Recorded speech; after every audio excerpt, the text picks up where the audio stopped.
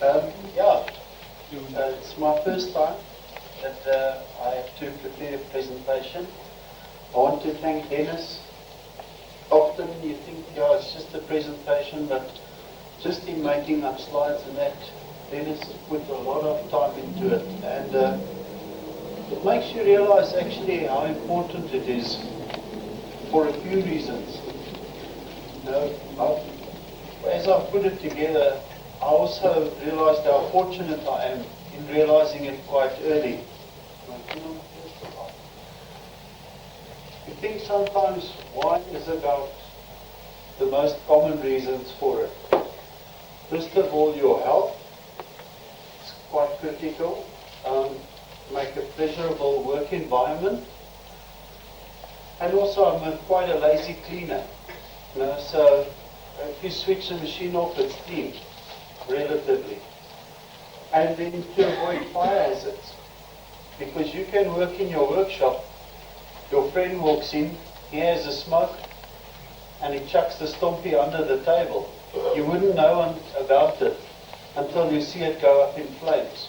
Right? So you don't know. Somebody could also use an angle grinder in your workshop. And by the time you realize what happened, it would be too late. Under the health, you get the eye, nose irritation. There is some of our members who complained, working different woods, your nose would start bleeding. You build up, especially I think like Kielts or so, in Boya. If you use it often, you do get the irritation of it.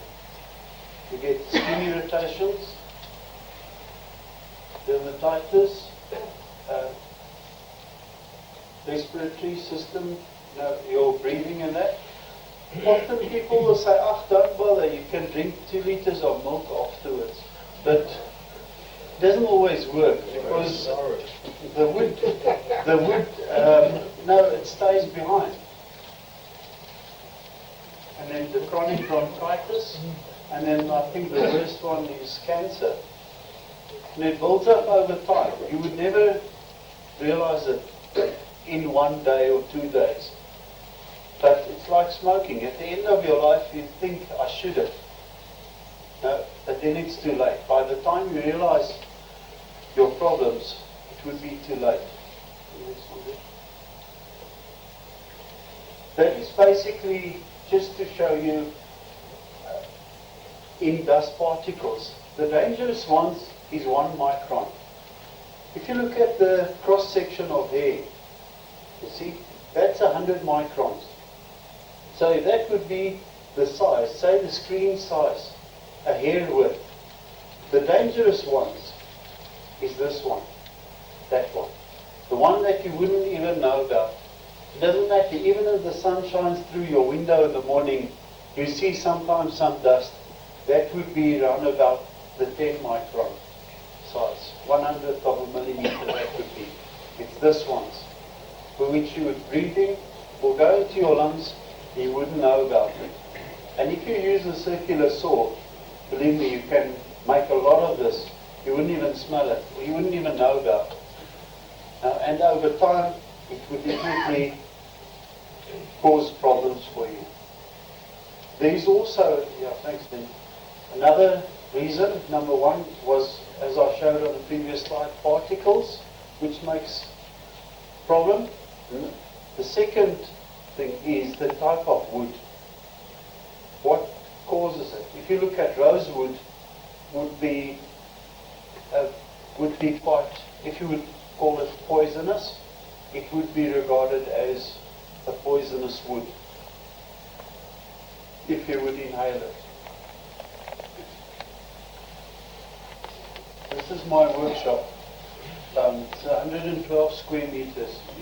You can see that's, as I used it, that's basically the state. And that could be after a whole day's work. I was fortunate, sometimes you're lucky, and I'm one of the lucky ones. It's been filled up since then quite a bit. with equipment, but you can see my big hose, that's 125 millimeter hose. That's what it is. In fire hazard, there's a few things that you have to be careful. You can get sparks, as from a grinder or welding or so. And as I say, the fine dust, you wouldn't even know about it, but it's there. If you grind or so, you get a spark amongst it, it starts smoldering, and then trouble comes when you're not there. If you, in sawdust, it's very seldom that you would get it, it will just ignite, it will smolder first. Static electricity, with that you have to just be careful, because a lot of us use the plastic hoses. In my system I use, generally speaking, the hose with a wire in it, because that helps with the static electricity. But the books warn you about using plastic hoses, but I find now I've had no problem with it, and I've been using it quite a lot. Spontaneous combustion. Sometimes you would have a rag with Danish oil on it, or so lying in the sun on the windowsill, and if it combusts, it happens. But then the rag burns. As soon as you've got sawdust or anything else there, that means then that you would start a fire. It's not just the rag burning. And then, as I say, also cigarettes. Some people smoke in the workshops. I don't, but sometimes I have a friend coming along, they smoke. And when you come back, you chucked it in under the table. You don't know about it. And you would find out in the night when your neighbors wake you up. That's it. Here's a few options that you've got. Household vacuum cleaner, the light industrial, the single stage, double, and pre-separator. And then you've got the industrial type. Problem with industrial types, it's nice to have, but they are often difficult to clean. You need three-phase power for it, and I don't think that it would justify it on our scale of machines. Because you also need the airflow in that to keep it going. And if you use a normal size router, it's an overkill. You'll never get the full benefit of it. So therefore, we've opted to choose then the light industrial.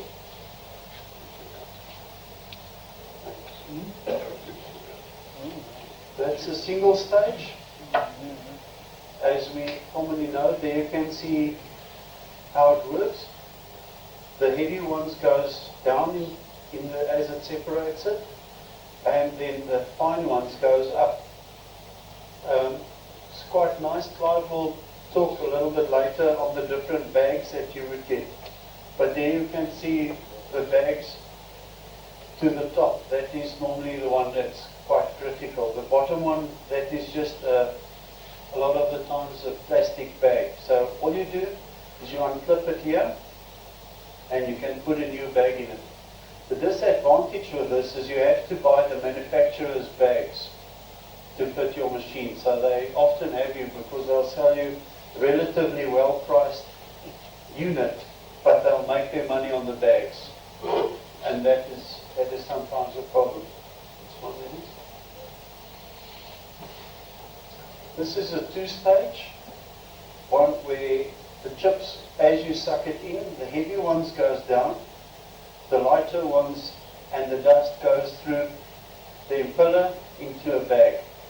This is quite nice because the heavy chips often damages your impellers. With this one, the heavy chips goes down and just the fine stuff goes through. If you would use an impeller with a cup on it, it often builds up on your impeller and you don't get as good a suction as you would have with a pre-separator or cyclone type. This is the one that I quite like, where you have your hose from your machine into a pre-separator. It goes in on that side. You can see it. It goes in on the ones on that side, it forms a cyclone in the drum. As it forms a cyclone, the air goes out the middle, or quite close to the middle, and then only it goes into your system.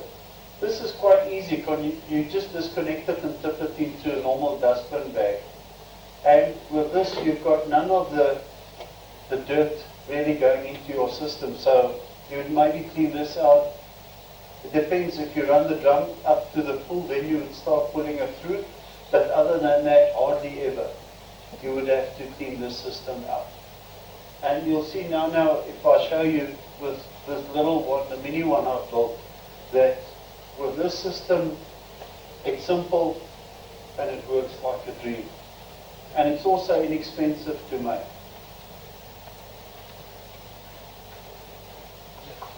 Yeah.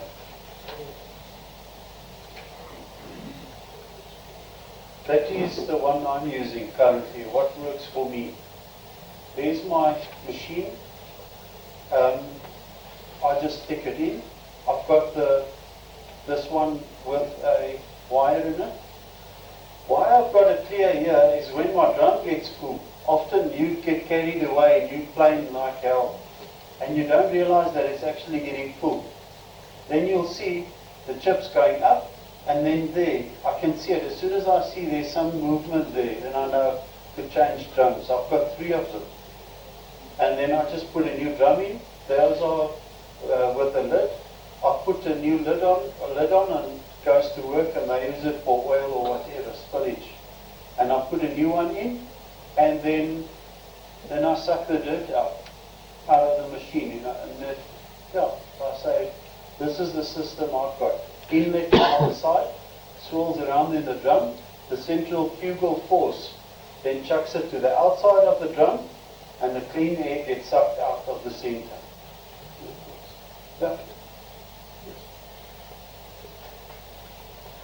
When I designed my workshop, I've asked the guys, you know, what's nice in a workshop? Because this would be most probably my house, which I would retire in. This is my little retirement plan for when one day, when I don't want to bother the kids, they can carry on with whatever they want to and so on. I just want to be happy at home. The guy said, look, it would be nice if you're going to put the pipes in the ground, because that means then that I'm like a Dutch Reformed predicant. I don't like to step over the line, you know. So all of it then goes through the middle. I want to be honest. And yeah, so I'll put one in for the extractor and one in for the electrical.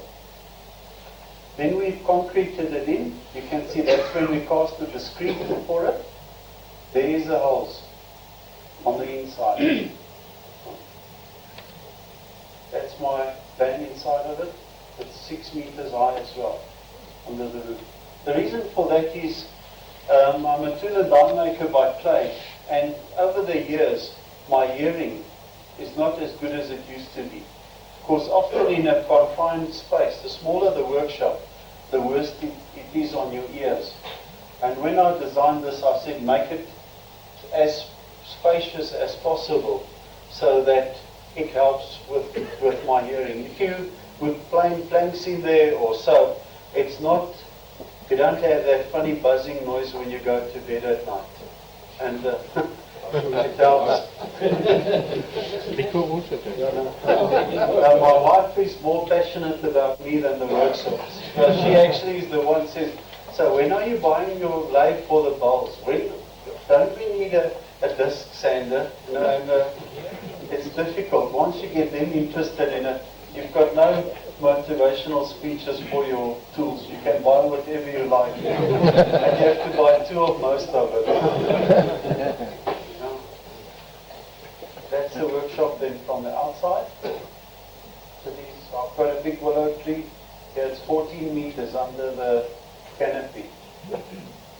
Now, this is currently what I'm using. And see where you could have seen the pipes. There is the electric one. I've put this like it with a double plug. So as I go out, I can switch it off because my son is 2 years old.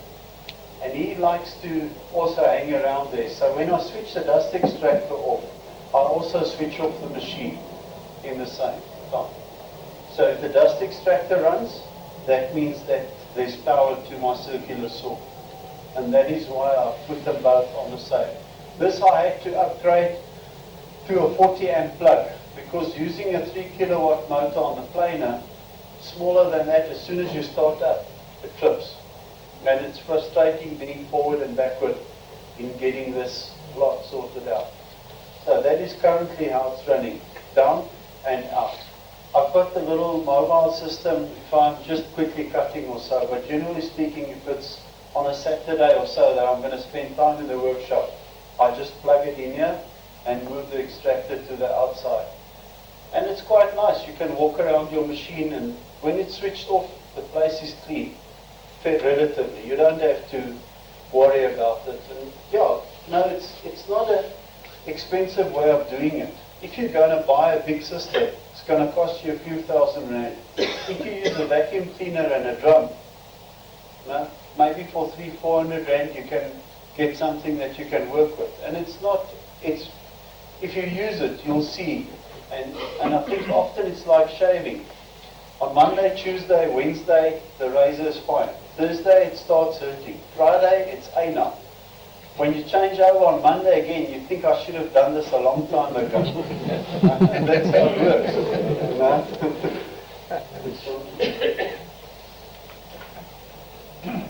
So basically, that is the system that I've got in my workshop.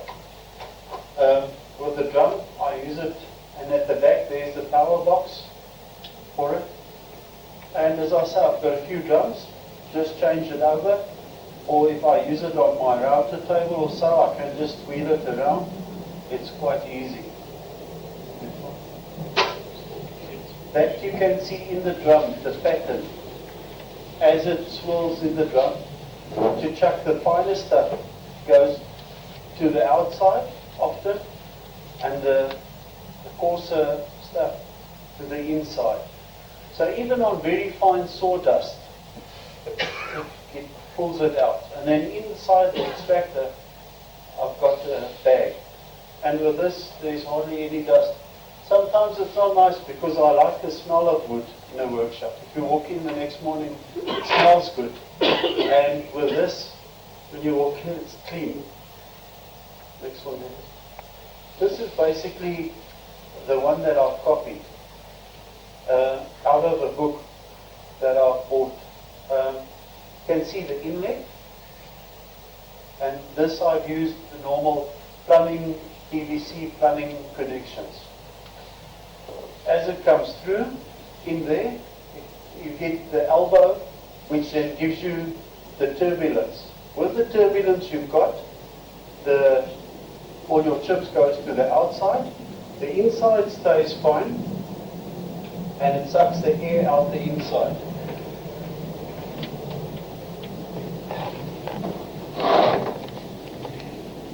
You can see here on the one I've built, that's the inlet coming in, goes through the system like that, and then sucking the air through the center. And it works quite well.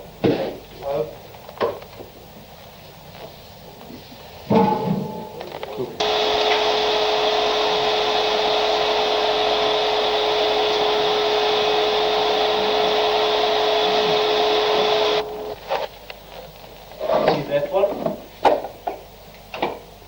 And I'll take this one up to the camera, maybe you can see it better. See if you can film it, Peter? You can see on the screen. There's that one, there's that one. Okay. See, that one's more or less empty. See? It doesn't work. This is easy. You take it, dip it in the dustbin, and you can carry on with what you were doing. And that is the thing.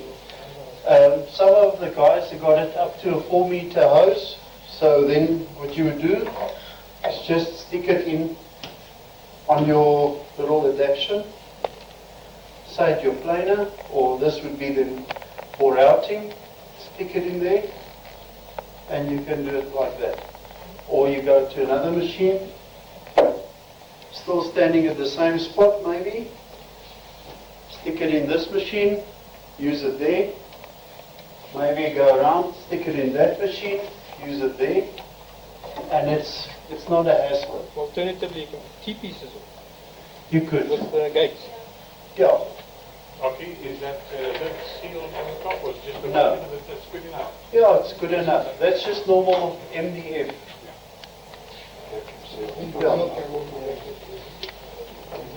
Yeah. So, this is just some pictures how I made it. I used the normal plain drum. It's quite nice if you can get one from the guys with a handle. That's nice to carry. With this you can have a few drums as well, so you don't have to go and empty it all the time. You just stick it onto a new drum. I marked it out, roughly cut it with the machine. This I cut on the circular saw more or less. Fitted the inner ring. I made 2 rings for it. First of all, then I fitted the one onto it. See where I put the pointer.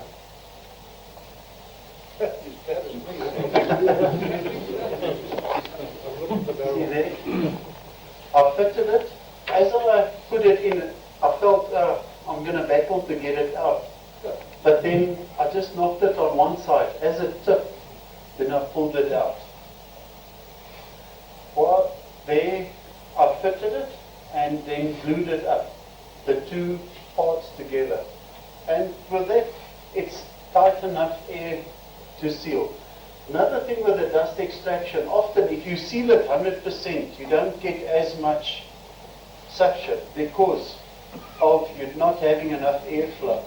You need the airflow through the system to keep the particles in the air. As soon as you're going to choke it, or trying to get it as good as possible, you don't have the air speed, and you need roughly 25 liters per second of flow through to keep the particles in the air. There you can just see I glued it up, the pieces. With this, if it doesn't fit 100%, what I've done is I've just spun it in the lathe and just with sandpaper took a bit of the thread off it. That one, this one, also just clean it out a little bit.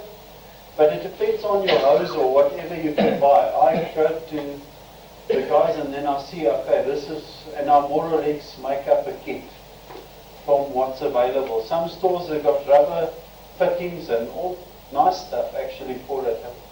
Yeah, there you can see just how I made it. While I was waiting for this glue to settle, I thought, well, I'm here and I quite enjoy it in my workshop. Made a little sketch. This is one that I've made then for my router, that one, the little block. And thanks to Ari, introduced us to the wood super glue. It's nice. I've cut it and just put it on the plan. I didn't even measure anything. Put it on and made this little unit up, which I would then put on my router table. And basically that's how the system looks. It's fairly simple, but very effective. And also, it's very easy to use. You can see that is after a Saturday's work. There's a car standing in there.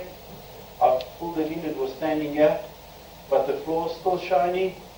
And yeah, it's easy. You know, I'm a very lazy cleaner, as I say. And it's easy for me if I switch the machine on, the extractor goes also on. And it's not an expensive system to run either. In that particular one, I'm only using a 0.37 kilowatt or a half horsepower motor to run it. And that gives me efficient suction out of it. Now, then another one as an afterthought, often I also do little holes here and there to drill.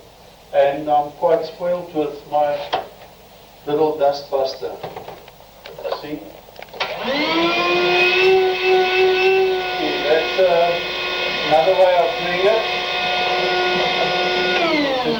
dust, it's a cordless vacuum cleaner. Yeah, so if ever you would then drill holes or whatever, often I use this, just even in the house or wherever. Take that. And what I like about it, I don't have to hassle to take it out, because as soon as I have to take out extension wires and everything to there and do it, then already it's a mission. With this, if I pick up the drill, I pick up this, do that, just and go and put it back. So yeah, that's quite a handy one. I'm spoiled with it. Yeah, basically that's what I've got to say. Is there any questions? Yes. Dennis, I think you saved the questions to the Station goes on the dust, which firstly is the dangerous. Ockie explained on the sizes of the dust. It's very awkward to say which is the dangerous dust. But the first problem all of us have is the amount of dust on the floor. A dust extractor, if you're running a workshop, some of you have been to my workshop and seen the amount of dust that I have on the floor at any one time. To dust extract it, I'm going to draw up in a day 9 to 10 210 litre drums at a time. I've got the simple dust extractor, which works the best for me.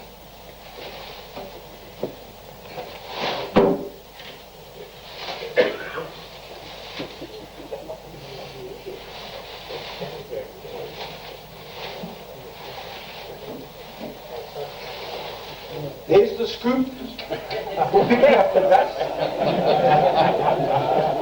It works the best. How many have we seen you need to handle that? When you get used to it. It works the best. There's one thing in your workshop with dust that we shouldn't use. Well, two things really. The first one is the broom. We all love that thing called a broom. The broom stirs up the fine dust.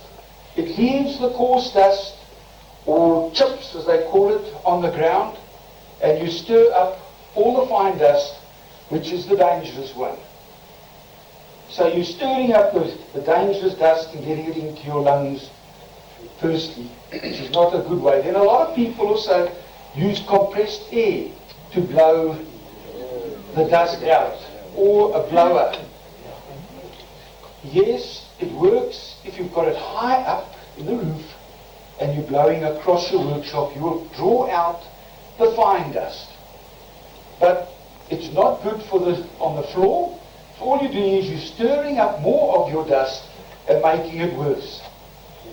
So it's very awkward. In your workshop, the main dusts that are dangerous to us, I've got them here in bottles.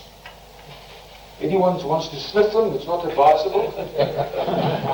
This bottle is first. Well, let's do the coarse one first. This is, I'll pass them around, I'll open them. This is the dust from the belt sander. It's reasonably fine. That you see now, the light's just in the right place, you're getting it nicely, is the one that is dangerous. On your belt sander, you normally find it's a longer fiber. It will irritate your throat slightly. It is, I don't say it's good for you, it is dangerous. I'll pass this one around. Then you go to your disc sanders, which is a bit finer. It's again a bit finer dust. It's also giving you a nice powder.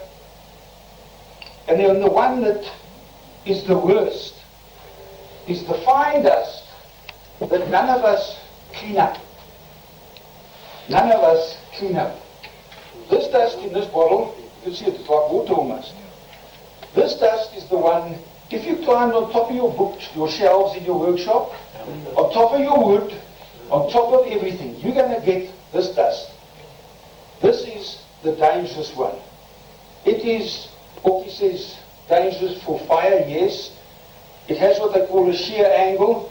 When it settles somewhere, it will build up to an angle, and then you'll get a static charge. It is not only burns, it is explosive. Enough of it, that in the right situation, it will blow your workshop to pieces.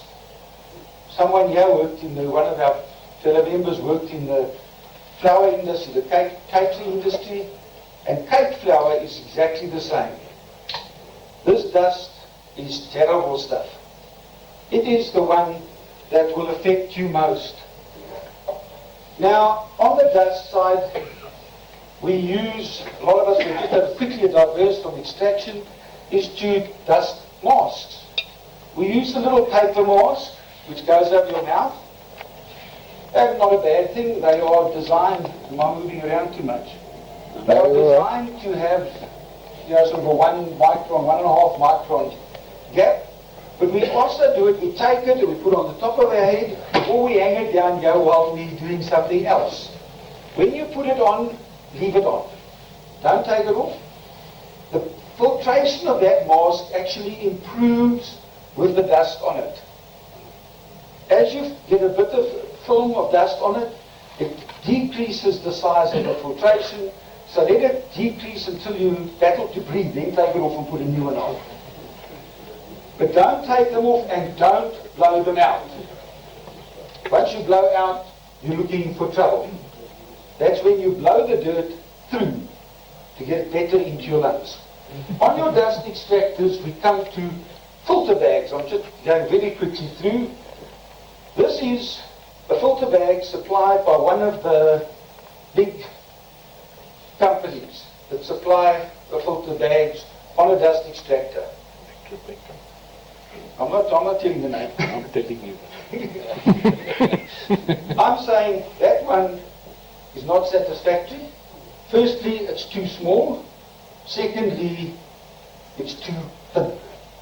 If you want a bag, here's a better one. Put that on the same machine. On the same machine, it sucks better and it gives you a much better last of the bag. You'll feel this bag is quite thick. It's got not a smooth fur inside, but this is very furry inside that holds the dust. And if you're going to clean them, be careful. Go outside where there's lots of ventilation. Turn them inside out and shake them. Don't try to empty it out and shake it all out that way, or blow it out with compressed air. Blow it with compressed air, all you do is you blow it through the filter to the inside. I think Bill's seen them already. You feel like quite a heavy filter there. In my workshop, I've got a big system, as well as a few smaller ones, or 3 or 4. I've used a similar drum system to Ockie's, and one of my first systems was this one. This was a very simple one. It's just a horrible 210 litre drum that even had holes knocked in it. So I picked up somewhere, I made very similar to Ockie at top, but I just put in an aqua vac. These vacuum cleaners, you buy them, or your wife has one at home. You've got it lying there. It's just a vacuum cleaner. It's a standard vacuum cleaner, but it sucks on that size drum. It sucks just as well as if I put this into a 5 litre drum. It sucks exactly the same. With vacuum, because you're going into a chamber, once the vacuum is in this chamber, what you're sucking on the pipe is the same. I prefer pipes. I do use a little bigger than most. These pipes, this is a standard Black & Decker pipe, which comes with a little vacuum cleaner like that they used to make. I'll open it now. These pipes I found for myself, there's one problem with them. They are ripped on the inside, and you're inclined to get a bit of sticking on the ribs. I found if it is smoother, if it's not too long, I don't like a long pipe, I like a shorter pipe. It's inclined to suck quicker. And with a machine like this, which has, as I say, this is just an inlet into it, again, Ockie said, put to the side. Where this is nice, you've got an exhaust port on this. They say it's for blowing. Much nicer, you do that, and you stick this out the window. If this is out the window or somewhere, doesn't matter, all of that fine dust I've just handed out is going outside. To your neighbour. The chances of once it goes outside of affecting anyone is very slight. Into the wash line. It's a very slight chance you don't go blow his window. But it makes a big difference to you to get the dust away. This one was made by Black & Decker a few years ago, quite a few years ago. It has a bag filter on it, and it had a paper bag filter that went over it. But again, the paper filter you can't get anymore. So you end up with a vacuum cleaner, but this, you could use that and put another filter on it. Ari has bought a very nice system for filtering the fine dust. I don't have one. I've started to make one, and I've started to make the drawings for it. I'm going to ask Dennis to publish the drawings in the next newsletter. It's a filter unit that you hang up about 2 meters, 2.5 meters in the air. You can go up to 3 meters in the air, and you filter the air in your workshop. Not worrying about what's lying on the floor. The poisonous one and the dangerous one is the one in the air, the fine in that bottle. That is what is the killer. It lies in your lungs and it gives you a problem. This one with the drum like that, or a bigger drum than that, I wouldn't use a little drum like that, it's a bit too small for me. But you could go to 2 drums of this and you'll get the same extraction. So I've found with it. This is nice and easy. I have quite a few drums with wheels on and that, so I can pull the top off and chuck it on another drum. All of mine, it just drops in and it's fine. You can use, like Ockie's is done with a paint drum, a metal paint drum, you can use a plastic paint drum. The only problem with a plastic paint drum is if you put your hand on the front, it will pull in. So put a little bit of a funny star inside to support it. One of our members has got one here, if you'd like to see it. But the dust extraction on 90% of machines, I've never seen a machine that you can extract all the dust. I've worked in the timber industry years ago. Our dust extraction pipes were 1 meter to 1.5 meters in the diameter. And if you climbed up on top of any one of those pipes, it was a layer like that of the fine dust. The fine dust slips through everything you can think of. So watch for the fine dust. That's the one. A fan in your workshop high up, either extracting it out, preferably extracting out is a good thing. Some of the books tell you to blow in. But extracting out, it moves the air out of your way. So I think that's enough. I think I've had enough to say. Many, many years ago when I was much younger. I lied, that's my son. That's the guy I built the kitchen for. I just want to share with you some photographs taken in my workshop. So I'm basically going to give you a photograph show and not have a lot to say. But I would like to start by reiterating something which Ockie said and something which Clive said. And I'll say it in a slightly different way. You know, there are laws today, the Occupational and Safety Act, I forget its full title, that, you know, that industrial establishments have to have strict regulations regarding the safety of their workers. A lot of organizations don't follow them, but the legislation is there. Now, these laws do not apply to your home workshop. You do what you like in your home workshop.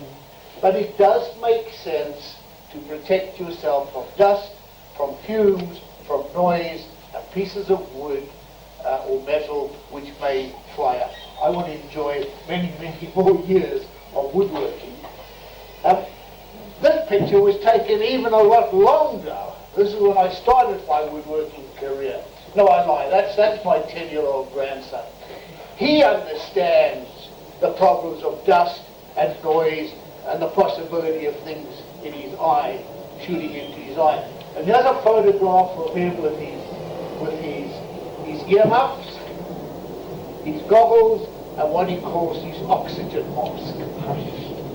Now, I think today we realize the dangers inherent in fine wood dust. But you know, it hasn't always been this way. This is the first finish sand and the first belt sander I bought back in the 1960s. There is absolutely no provision whatsoever on either of these dust-producing machines, fine dust, the dangerous dust, absolutely nothing to extract the dust. And in the 60s, when I started up my workshop, dust extraction, you know, nobody ever thought of it. This is the second belt sander I bought and the second orbital sander I bought. And interesting to note, the belt sander has a bag on it, which acts as a filter and it collects the fine dust. And the wash sander has a little thing that plugs on and has a corrugated cardboard filter. And I'll show you a little later the third finish sander I bought, and it's interesting to note how the machines have progressed in terms of their dust collection capabilities. But I want to show you just some pictures from my workshop. I have one of these. Ockie described it as a single stage system, or it's a bag on bag system. 150 litre bag where I collect the stuff. Sometimes I empty that 3 times a day. It's got a 2 horsepower motor in it and two inlets. Ockie, I've heard some noises as I picked up a piece of wood past the impeller, but after 10 years that impeller is still working, so it's not a major problem. This thing goes by the most marvelous name as the King of UFO. Now to me, UFO stands for unidentified flying object. This looks like an unidentified flying object. Maybe it's a little bit imagination it does, and maybe this is the king of all unidentified flying objects. And in the workshop it's known as the CUFO. And my son will say to me, for example, switch on the CUFO. This photo you can see a very simple blast gate I have. So although it has 2 ports, I don't try and suck from 2 machines simultaneously. I can switch them on and off just by sliding this thing in and out. Now here it is, connected up to a 15-inch thicknesser. This is a roughing thicknesser, an old Taiwanese machine. I put the rough wood through and don't care about mixing the blades. And it does a good job. It does a good job of extracting the stuff from that thickness. So I can work for quite a while and very little dust outside of the machine. But it is not, as Clive says, it's not 100%, and I wouldn't claim more than 90% of collection of the dust and the shaving being produced by the thicknesser. And of course, as your blades get blunter, you make more dust and fewer shavings, and therein lies a lesson: keep your blade sharp for more than one reason. This is my fine thicknesser, a 10 and 12 inch thicknesser, connected up. This plastic piping, if you bend it too often, it breaks. But what the hell? A couple of splits and a bit of duct tape, but its life has been extended, as you can see up there. The machine turned around is now a jointer. The same piece of pipe with its splint and bandage connected into the below the blade for when you're jointing. And certainly a thicknesser, a jointer, you must have some form of collection, not only for health reasons, just for the sheer amount of shavings and dust that these machines produce. Here it is connected to my radial arm saw. Now, although my unit is on casters, my workshop is not big enough to wheel this thing around and thread it through the machines. there's just not enough floor space left. So I bought myself an extra length of hose and a simple connector and another one of these glass gates, and I run it into a sort of collector at the back of the blade on my radial arm saw. Now it's time to redo this collector.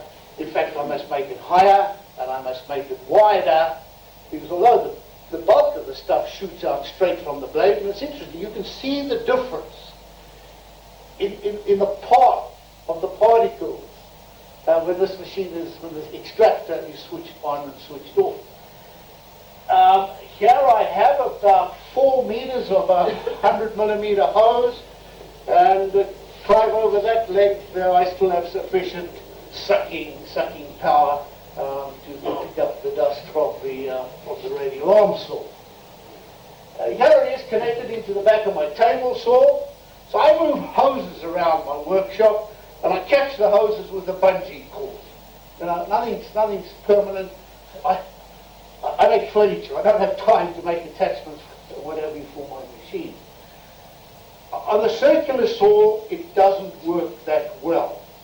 And although the circular saw was delivered with a dust port at the back, the problem with the circular saw, it's a tilting arbor saw, and there has to be provision for the saw to tilt the handle and the thing to wind, and there are a lot of spaces. There are a lot of spaces everywhere where a lot of your suction is lost.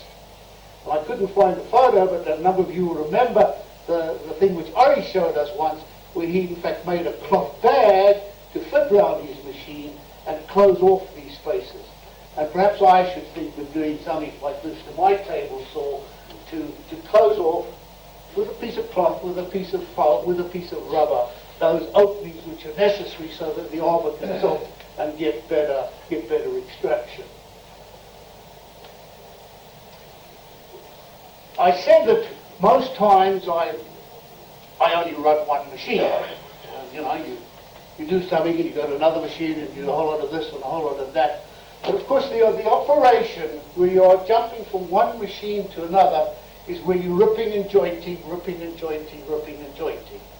And here in fact you see the joint is connected up to the dust extractor, the circular saw connected to the dust extractor, my workshop assistant who's taking a break out in the sun, and through that glass gate I run the machine, and I just, as I move from the circular saw to the jointer to get a jointed edge, to come back to the circular saw to rip the next piece, I just pop the glass gates in and out and put the full suction on the jointer, the full suction on the circular saw, and work backwards and forwards. Now, this is the machine which is the biggest culprit in the workshop, the belt sander.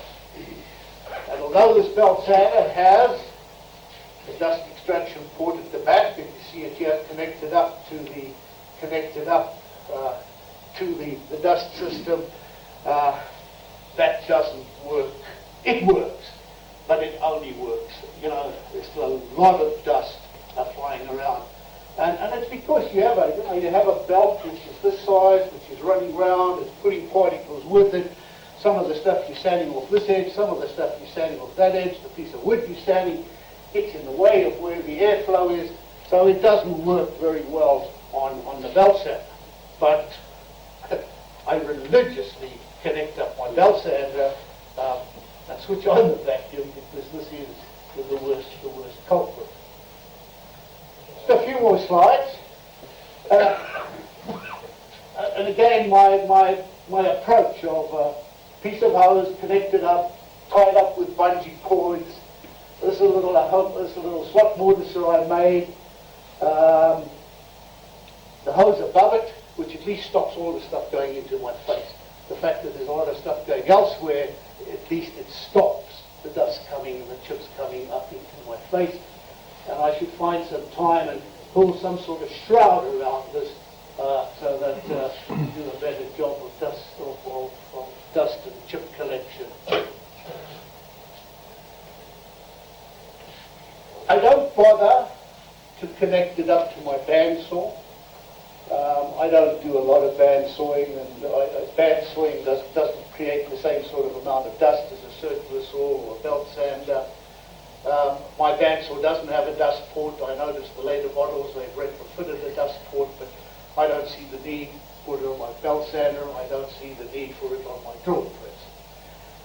This is my router table, a homemade router table. It has the same fence made out of a piece of 3x3 pine, 75 millimeter by 75 millimeter pine, held on with two 6-inch G-clamps for the last 20 years.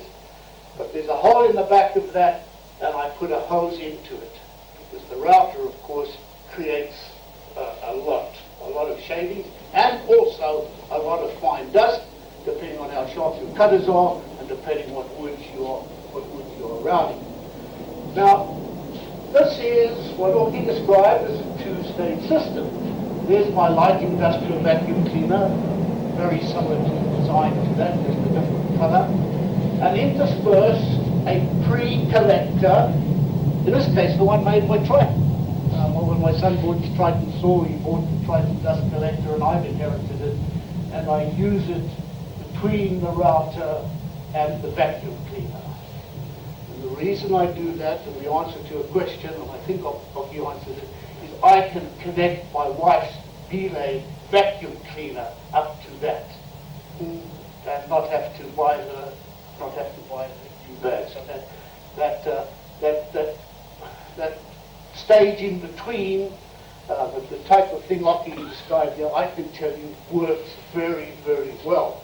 Ockie spoke about static electricity, and you do get a lot of static electricity, and in fact it fascinates me to see these chips standing on edge on the hose pipe. This is my third finishing sander. And it's interesting, if you think back to the first one I had, that Delta Rockwell half-sheet sander, the little Bosch orbital sander. Now this one, where it comes with a port in the back. In fact, the vacuum hose runs right through the machine, through the bit that's spinning, through a hole in the center of the pad, and through these holes. And you'll remember the Festo domino demonstration, how effective that dust collection was. The dust collection on this is very, very effective. I also have a Festo laminate trimmer that works on the same basis, where the vacuum in fact goes right slap into the heart of the machine and collects the dust right at the point where it's being produced. Not 6 inches away, not a foot away. And these systems are very, very, very effective. I have a Triton router, very nice router, and unlike a lot of other routers where the dust shroud has been an afterthought and a messy attachment, the Triton was designed with an integral dust shroud.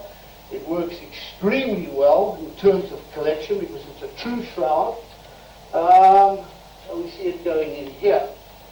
I have no problem with a sander, an orbital sander with a hose trailing behind it. I do, however, have trouble with a router and a hose trailing behind it. Because a router, a handheld router, is a difficult thing anyway because only less than half of it's resting on the work. So I only connect this up if I've got somebody in the workshop to walk next to me and help guide the hose. I wouldn't try and route by myself, trailing a hose behind me. It's just, the idea is good, but in practice it doesn't work for me.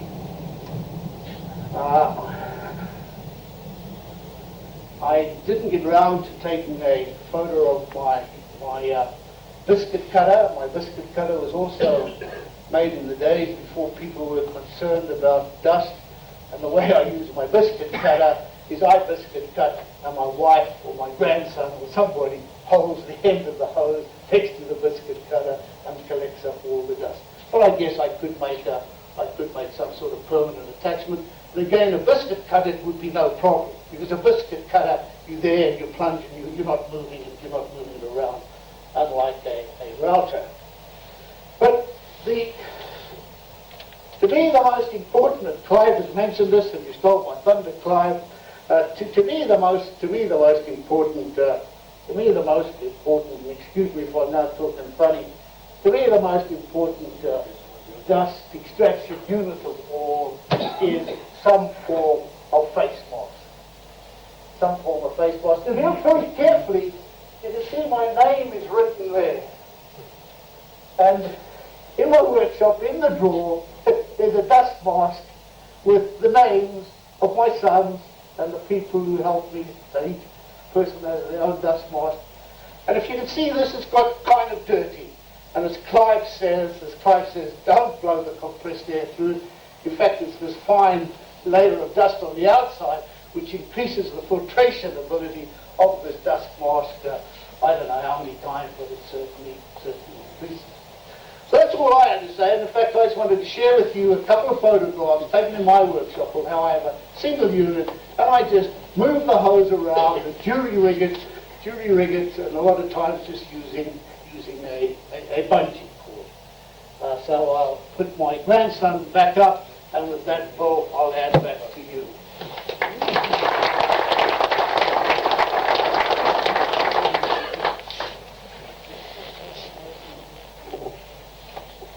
Thank you, Dennis. Are there any questions? One question and two statements, two suggestions. These days you find household vacuum cleaners with a water system in it, that the dust goes through the water. And apparently that then traps the fine dust. What are people's thoughts on using it in the workshop? It's awesome, Clive. It's a very good idea. They work very well as long as you use that in first. You've got to have a separate drum first. It will take, going through the water is a recognized method. The only thing, your wife is going to murder you if you end up with mud inside you. And it's horrible. You buy your own one. Yeah. There's just one other thing to quickly comment on the dust masks. A lot of us have a dust mask like the second one Dennis showed, which is a canister one which we use when we spray painting or varnishing. Please, that dust mask, only when it is being utilized is it out of a sealed plastic bag, airtight plastic bag. That dust mask lying on the table is working. It is absorbing fumes of any sort, whatever you're talking about. It'll be absorbing fumes. I forgot mine actually, so I didn't talk about it. But it comes, when you buy them, if you've got a good one, it will come in a Ziploc plastic bag. Put it in and seal it. With that chemical reaction inside of the activated charcoal will continue to absorb chemicals. And it will be worthless when you utilize it. Sorry about that. But what I meant to say and what I forgot to say is if I'm machining, those are the worst culprits in the workshop. After Tom working. Can I just say something, two things on what Dennis has mentioned here, is that it's just thoughts that I'm throwing out. On the circular saw with all its openings on it, to hang strip curtains on it, so that your adjustment things can still work, but the strip curtain will certainly stop a good percentage of dust escaping from it, or air coming in, too much air coming into it. The other thing is on the router, where you've got this big pipe on it, chuck the pipe over your shoulder and then work with it and see how it works. Paul, I'd like to ask Clive, how did you empty that job? It's very easy.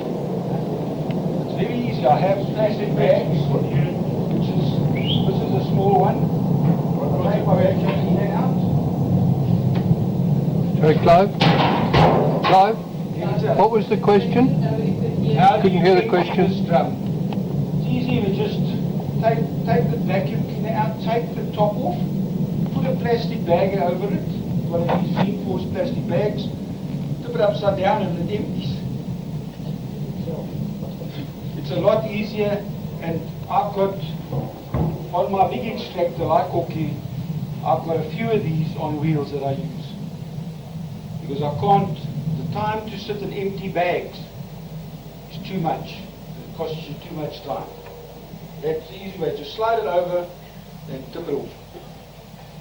Any other question? If I may just comment on what Clive has said there, we do exactly the same thing. We put a black bag over it, and if my two sons are in the workshop, not if my wife or other visitors are there, I always say, get the condoms, and we put this black bag over my condom, and I believe that we're getting rid of the dust, and that I'm also reinforcing to my sons that they must practice safe woodworking. Monto will be happy about that. I just want to make a statement that Could you stand up and Yes, speak a bit certainly. louder, please? there was a question raised just now about the water filter vacuum cleaners. Be careful. There are some of those that you find that they won't even extract smaller than a 0.5 millimeter.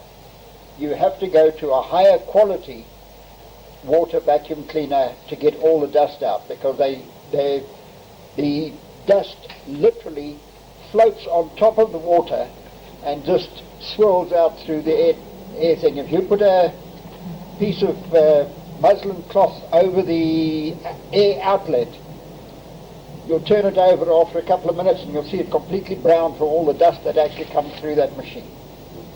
The water filters, the water vacuum cleaners are not all that dust sensitive. Thank you. There are some makes that are, but there are many makes on the market today that are not. Gentleman behind? I just want to find out, is there any difference between the thickness of the pipes to the effectiveness of the system? You mean the diameter of the Yes, the pipe? diameter of the pipe. Clive, can you answer that? Yes, if you go too small on your pipes, you're inclined to increase the vacuum, the pressure of vacuum, or the negative pressure of your vacuum, which does become detrimental to the movement of your sawdust coming through. You don't want to go too small, and as I say, my findings is to go to a smoother pipe. If you go to a small pipe, then a rough pipe inside does seem to cause turbulence, which keeps the sawdust moving. But on the bigger pipes, I like 100, 150 mil. This is the smallest I use.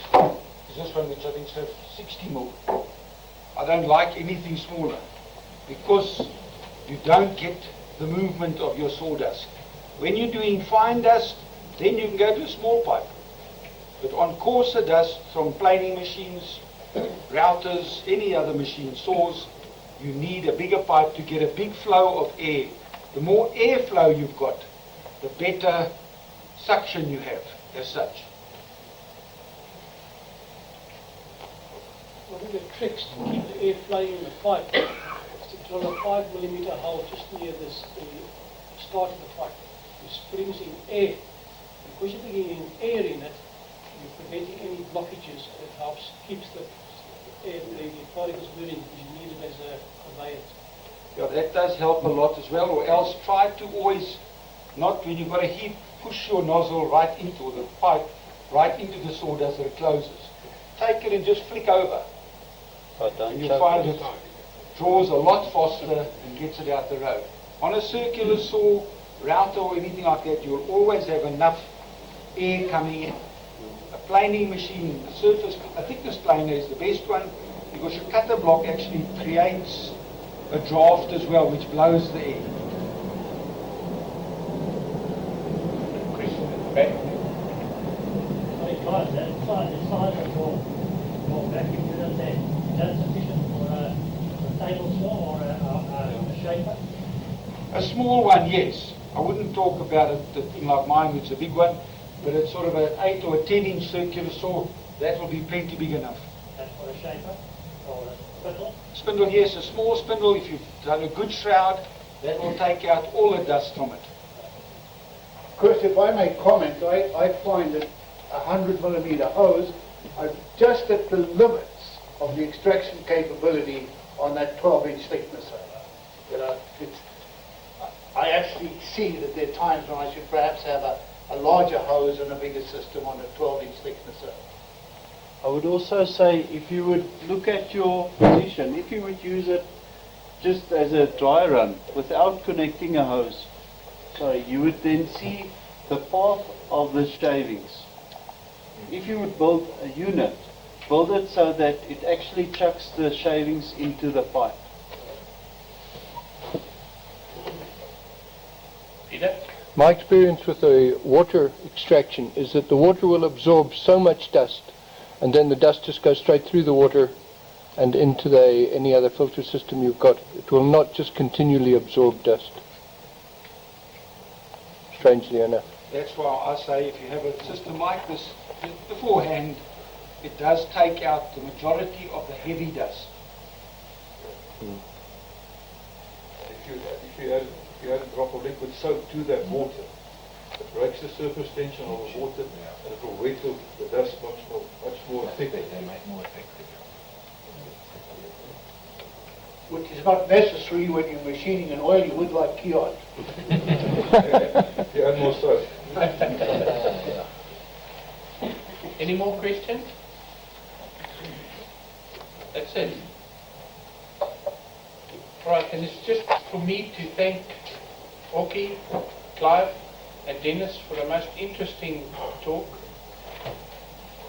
Just by the questions that we got, it's got you thinking. And I'm sure we're all going to go back to our workshops and reappraise our whole extraction system. I see a lot of nodding heads here. I don't know whether they're falling asleep or but I think we've all got something to think about. I work on the belt system. I know that it's all. And I would just like to once again thank the three of them for giving us this presentation. And Ockie, Steve.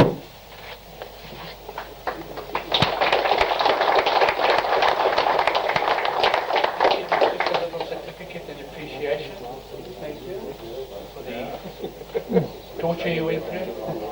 I enjoyed it. Clive?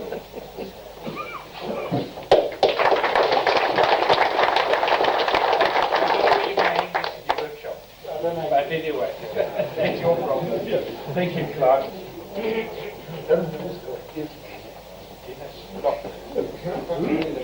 An imposter.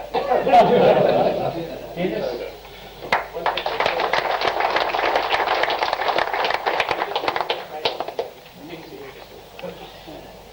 Thank you.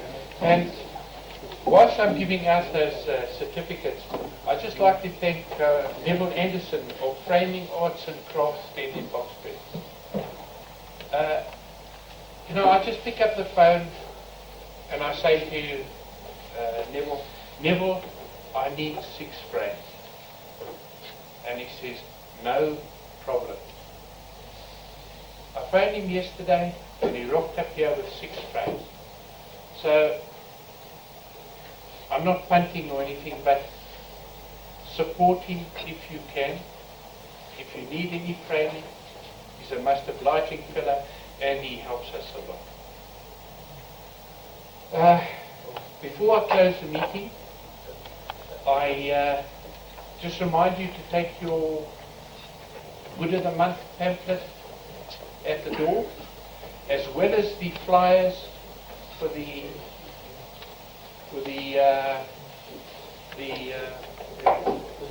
my God, I've got a senior moment here. For our show, please take at least 5 of each and distribute them where you can. I mean, you've got the shopping centres, you can hang them up. What's that TV thing? You put it on the fridge, put it on your forehead, but display them, please. So on your way out, don't forget to collect them. And there's nothing... Sorry? Dennis, Mike. Oh, Dennis. Next month, remember, we've got the Chemspec talk, and drive safely home, and